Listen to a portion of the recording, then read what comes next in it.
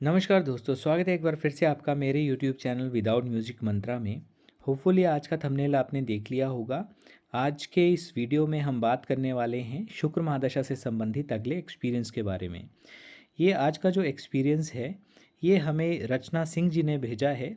ये अहमदाबाद, इन्होंने लिखा है कि अहमदाबाद के करीब कोई एक टाउन है, वहाँ पे ये रहते हैं और अपनी शुक्र महादशा के संबंध में इन्होंने इसमें उल्लेख किया है। हालांकि शुक्र महादशा के साथ साथ इन्होंने पिछला जो पीरियड इनका केतु का था, उसके संबंध में, उसके सापेक्ष में भी कुछ एक बातें कही हैं, तो उनको मैं आपके समक्ष रखने जा रहा हूँ। लेकिन इससे पहले कि मैं वीडियो में आगे बढ़ूँ, एक रिक्वेस्ट कि यदि फर्स्ट टाइम हमारे इस चैनल पर आप आए हैं, तो यदि आप इस तरह की यानी कि एस्ट्रोलॉजी से रिलेटेड और जो भी महादशा से संबंधित जो एक्सपीरियंसेस होते हैं उसमें आप इंटरेस्ट रखते हैं, कहीं ना कहीं जो भी एस्ट्रोलॉजी से रिलेटेड विषय होते हैं उनमें आपका इंटरेस्ट है, तो चैनल को आप सब्सक्राइब ज़रूर कीजिएगा।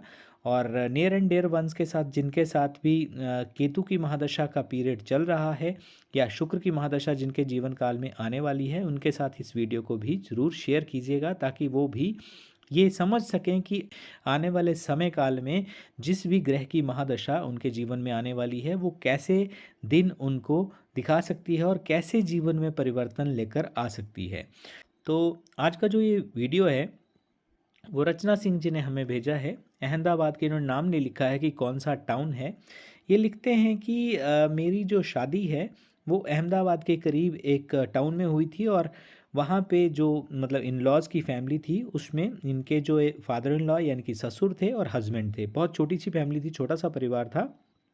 हस्बैंड एक अच्छी कंपनी में जॉब करते थे और लेकिन साल 2-3 साल तक इनके जो शादी के पश्चात जो है वो अच्छे हालात रहे, बहुत सुखद माहौल था इनके घर का, किसी तरह की कोई प्रॉब्लम नहीं थी।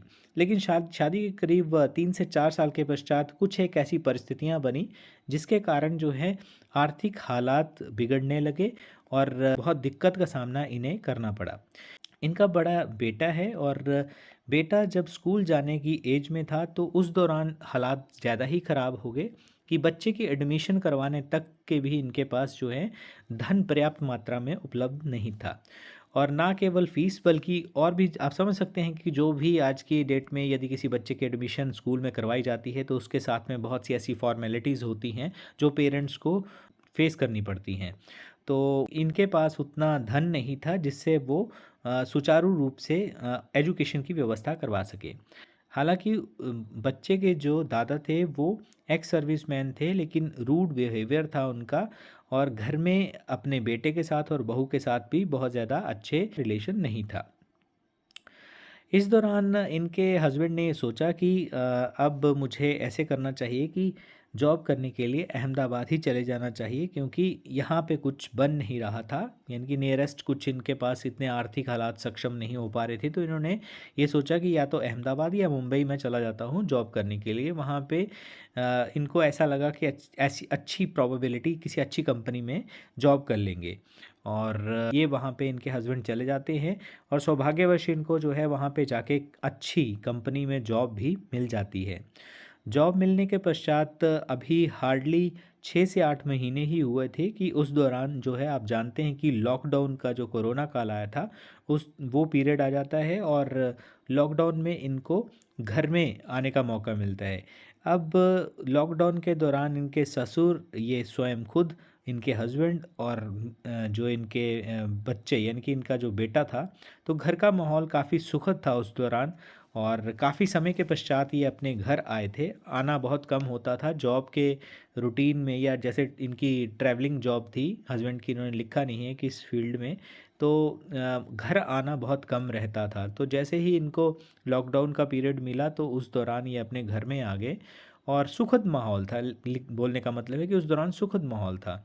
और हालांकि इनके जो ससुर थे, पिछली बार जब मतलब बेटे की एडमिशन करवानी थी उस दौरान उन्होंने हेल्प नहीं की, लेकिन जो हेल्प करी भी, चाहे वो राशन को लेकर या बच्चे की फ़ीस से संबंधित हो, तो उसके दौरान ये लिखते हैं कि ससुर से काफ़ी बातें इनको सुननी पड़ी समय समय पर। यानी कि कुछ ना कुछ ऐसे शब्द इनको अपने ससुर से सुनने पड़ते थे जो कहीं ना कहीं मन को भेदते थे। और ये लिखते हैं कि लॉकडाउन में इनके हस्बैंड जब घर आ जाते हैं तो उस दौरान माहौल अच्छा था, किसी प्रकार का कोई कलेश भी नहीं था, क्योंकि कहीं न कहीं से हमारी आर्थिक स्थिति हमारी अच्छी हो रही थी, तो घर का माहौल सुखद था। अभी आए हुए इनको 2-3 माह ही हुए थे कि कंपनी से फ़ोन आ गया कि अभी हमारे पास काम नहीं है, इसलिए हम बहुत से एम्प्लॉइज़ को मतलब ये रख नहीं पाएँगे। इनको जो है जॉब से निकाल दिया गया और कहा कि जब ज़रूरत होगी तो बुला लेंगे। ये सुनकर सबको टेंशन हुई। सुहानी इनके ना बेटी भी पैदा होने वाली थी, जिसका नाम सुहानी है बच्चे का। और सुहानी के पैदा होने का भी समय आ रहा था, तो वहाँ पर भी खर्चा होना था।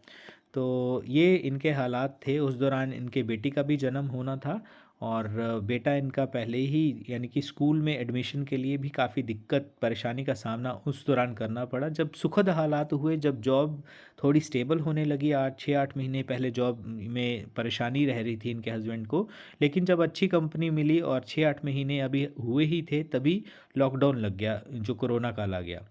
तो ये हालात थे। 14 मई 2021 को दिन शुक्रवार को अक्षय तृतीया को मेरे घर में बेटी का जन्म हुआ। साक्षात देवी आई।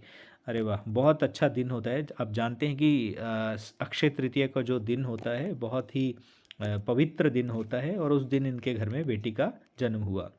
बधाई देने वाले लोगों का तांता लग गया।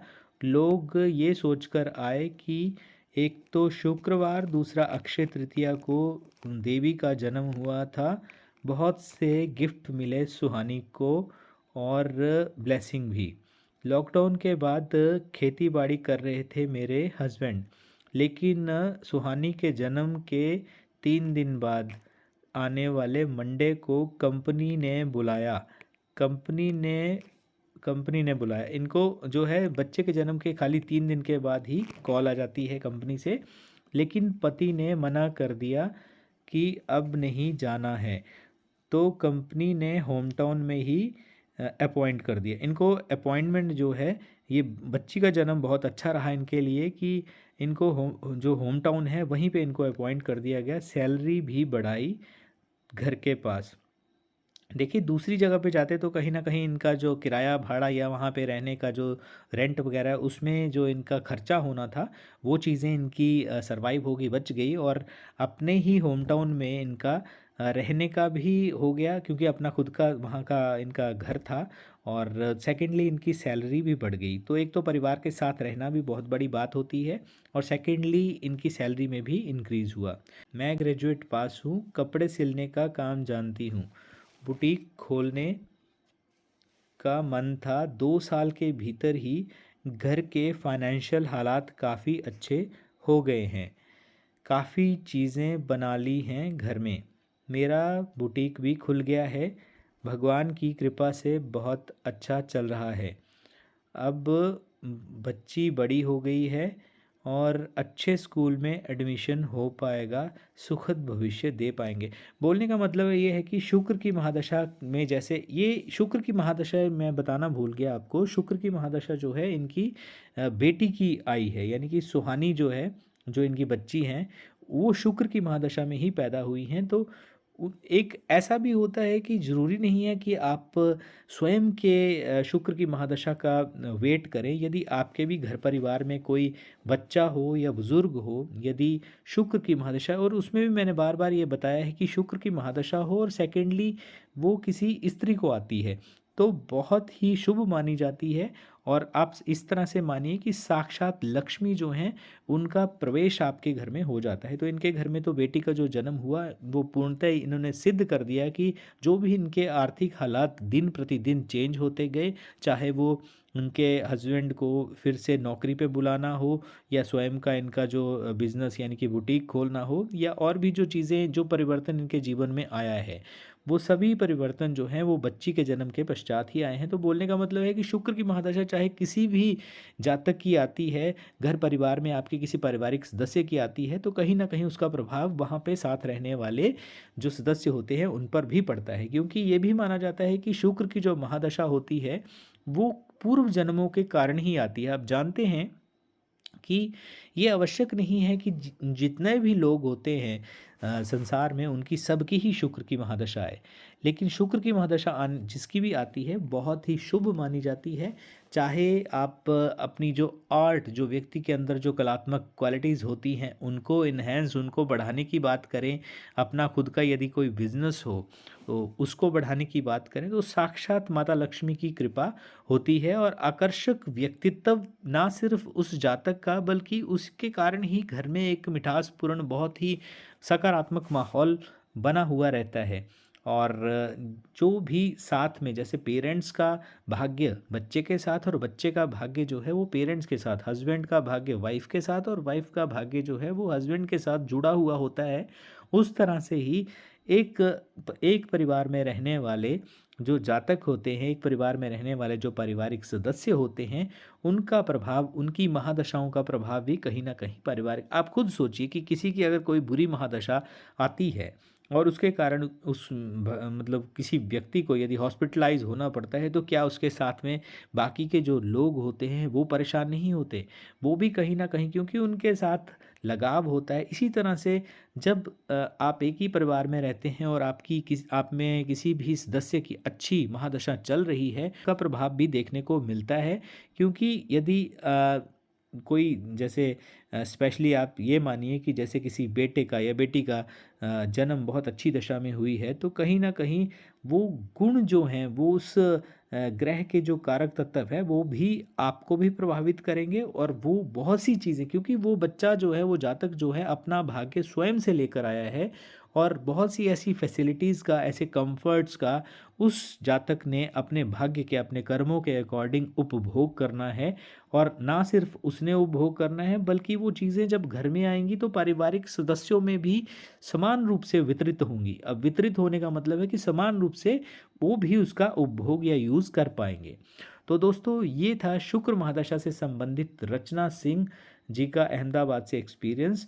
और वो लिखते हैं कि साक्षात जैसे देवी का जन्म हुआ है उसी तरह से सभी के ऊपर माता लक्ष्मी जो हैं कृपा करें और सुख संपन्नता से सबके जीवन में मिठास और सौहार्दपूर्ण सकारात्मकता को लेकर पारिवारिक माहौल हो या किसी भी फील्ड में जीवन की है, जो सबको सक्सेस मिले, सबको सफलता ज़रूर मिले।